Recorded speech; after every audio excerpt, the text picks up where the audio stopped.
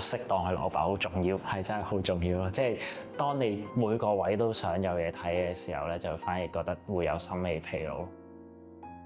其實係兩方面配合嘅呢樣嘢，當然可以喺好多事前，我哋可以睇顏色嘅圖啊，或者啲 reference 去令到佢更加早一步會知道間屋未來會係點樣咧。其次咧就係落到現場，再將一啲物料啊或者一啲實質未來呢個單位個 size 啊咁樣早一步咧將俾客知道。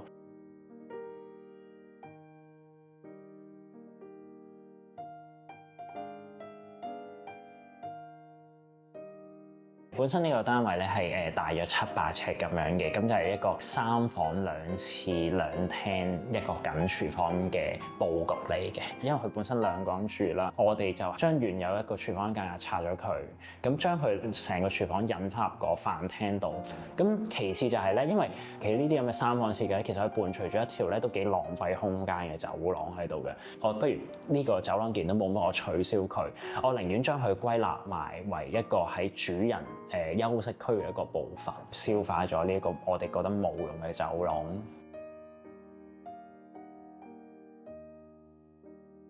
客人咧淨係俾咗個幾簡單嘅要求，就係佢多會煮嘢食嘅，同埋咧就都會有調酒呢個習慣。我就喺呢度加多咗一個中度，無論煮嘢食嘅時候好啊，或者同啲朋友 gathering 嘅時候都好，都有一個向心嘅感覺啦。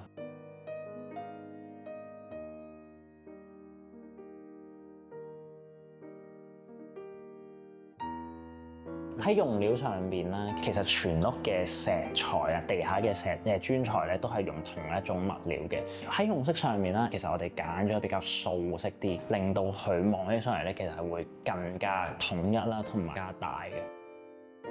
想更加容易令到旁邊嘅木飾面啊，或者廚房嘅特色磚啊，突顯到出嚟。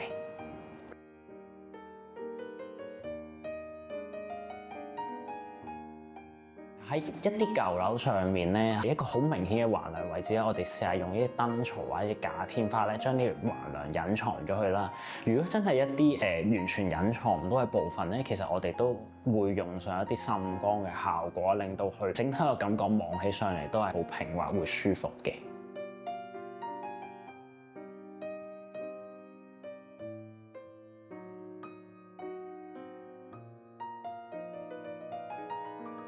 呢個主人房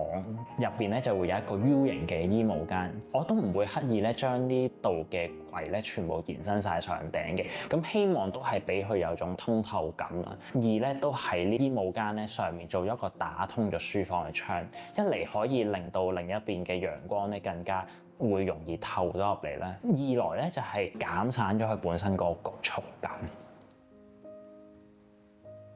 咁喺書房，客人咧都會喺入邊休息，我哋都刻意咧將呢個顏色咧 tune down 咗一度嘅，營造翻個休息放鬆嘅感覺咁樣啦。